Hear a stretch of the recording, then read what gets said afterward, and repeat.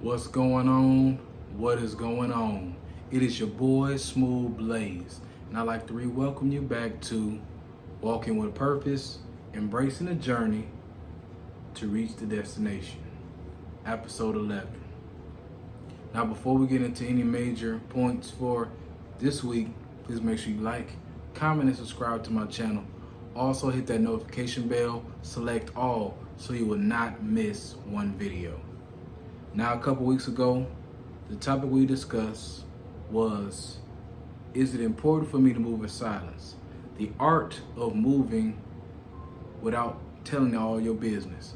That's the best way to move, so when things happen, people can find out about it versus you putting it out there and people destroying it before it gets created. Now, for this week, what you have to look at and what we're going to look at is, have you learned anything from your shortcomings? Have you learned anything from your shortcomings? Now, when I think about this question, I look at it as lessons versus losses. Some people say when you mess up and do things, that's a loss, meaning that you didn't achieve what you're supposed to achieve. Some people look at it as lessons, which are, well, regardless if you win, lose, or draw, there's something you can learn from that moment to improve in the future. So here's some things that I've learned about myself when I look at lessons versus losses. One, I expect perfection for myself. I put myself on a pedestal, not necessarily for anybody else's standards, but for my own, because I know what I'm capable of. Also, I'm open to taking calculated risks, meaning I'm not gonna just do some stuff spur of the moment and then put all my weight on that and say, yeah, that's what it is. I'm gonna plot, plan, and strategize before I make that move. I despise losing. That's just me.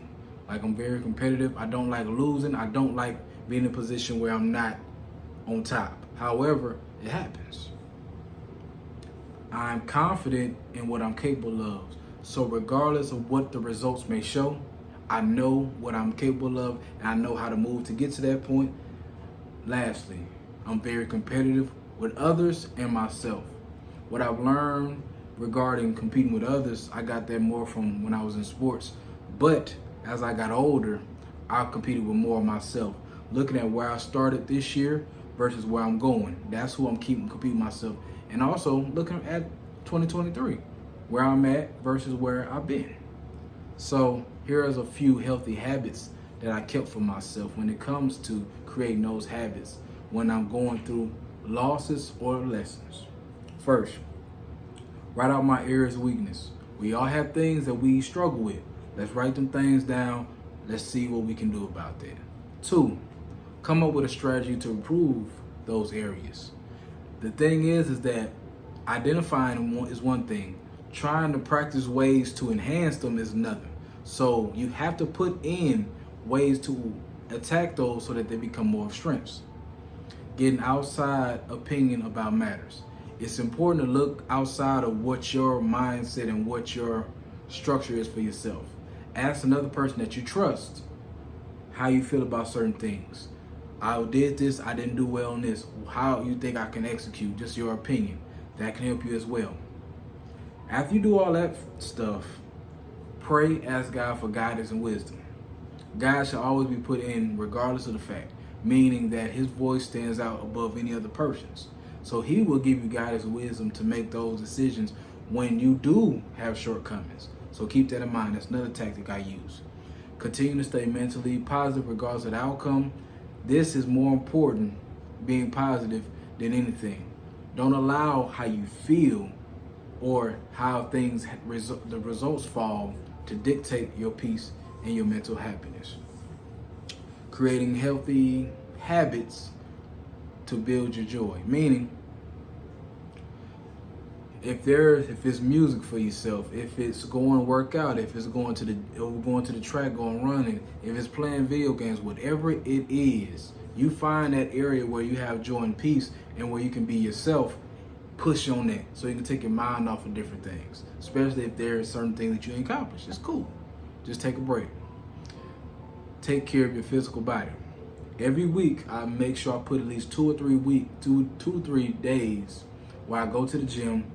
I exercise with my upper body, my lower body to ensure that I keep balance and keep myself healthy because life is a long journey. So we got to be prepared for it. Finally, relax your mind. There are so many things going on in this world that will knock you off your pedestal, but you got to make sure that you relax this temple so that you can be able to execute wherever you're trying to go. We got to look at these other attributes as well. Time management. Ask yourself this: how much time have I wasted being in my feelings about setbacks that happen? Because sometimes we can sit in that moment too long to the point where we don't even take that same time energy to calculate on the next move. Think about that. It's okay to have your emotions and how you feel about it, but don't sit in it. When it comes to your relationships, when circles and communications and things that you deal with from people that you care for, ask yourself this: I know my circle around me has gone through some shortfalls, so you're not the only one. How were you able to bounce back? Meaning, there's going to be people in your life that have dealt with different situations, different scenarios. But what they all have together is bounce back power. How did they bounce back? What tactics could you use for yourself? Let's talk about this money. Financial management. As we know, it's hard out here. It's 2024. Prices skyrocketing. Things is getting real in this world. So you have to know this. I know that I'm tired of being financially frustrated, as we all are. Where do I go to seek guidance to better steward my money? You can hire a financial advisor if possible. If not, it's fine. 2, you can look at your budget and figure out exactly what you're spending so that you know how to navigate and improve on it. 3, you can start canceling some stuff that you don't need.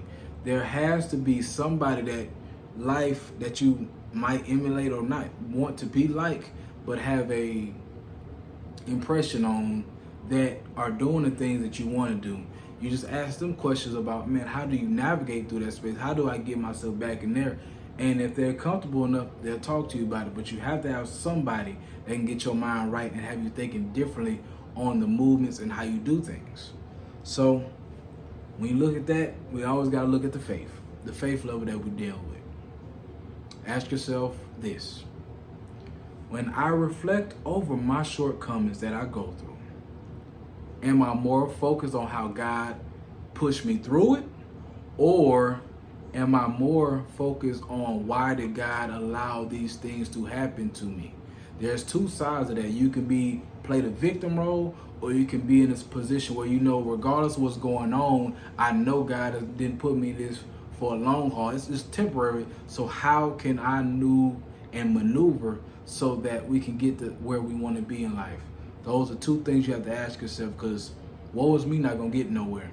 Just understand that you're not alone in this. We all go through things. We just have to navigate better in those spaces. So always keep that in mind as you're navigating through life.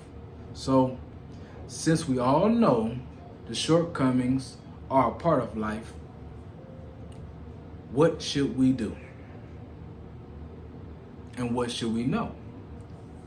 1, God is preparing me for something greater. Regardless of how much pressure, regardless of how much things that you go through, it's in preparation for your next level.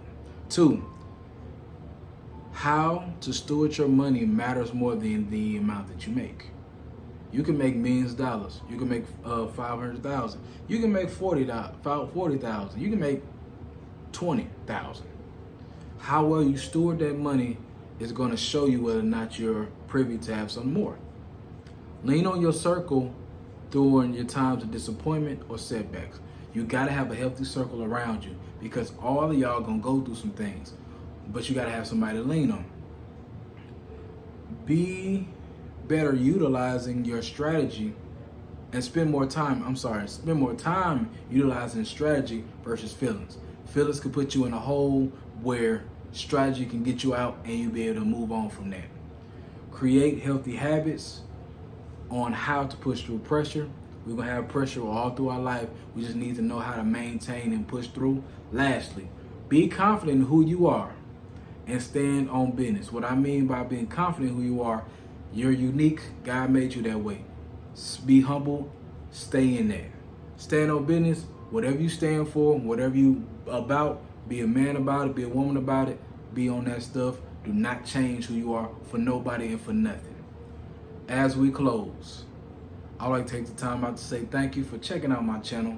Please make sure you like, comment, and subscribe. Hit that notification bell, select all, so you will not miss one video. Now, before we leave, just remember this simple phrase. We cannot control the hand that was dealt for us, but we can move with purpose. It's your boy, Smooth Blaze, and I'm signing out. Peace.